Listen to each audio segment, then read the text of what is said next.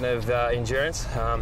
So if you perform pretty well in there, I think that you're obviously going to run out a game pretty well, so it's just one of the testing for endurance, and I suppose a test during the year how far you've come in terms of your fitness levels. I did was back home in North Ballarat probably about 5 or 6 years ago. Leading up to it, you know you've got about roughly 10 or 11 minutes ahead of you of pure pain, so the 45 seconds leading up to the start is just as bad as the first or the last 45 seconds.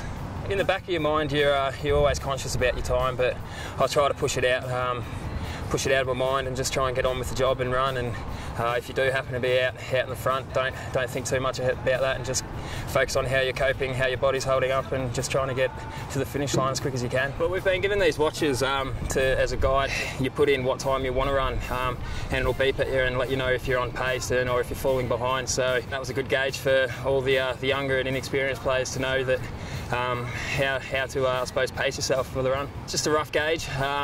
If you've done it before, I suppose you have the benefit of knowing roughly what time you've got to get. But for one of the newer guys, they'd pit themselves against someone of their similar physique and who they think would have the same running ability. Try and jump on the back of them and stay with them as long as possible. I always look at the watch and I give myself little intervals, whether it be 200 metres or 400 metres. So while I'm running, I give myself a time, and I have to do that 200 metres, say, in whatever time I put in my mind, so that sort of keeps my mind off the pain through the legs. It's a pretty demanding test, the 3K, so to be finished, it's an absolute relief.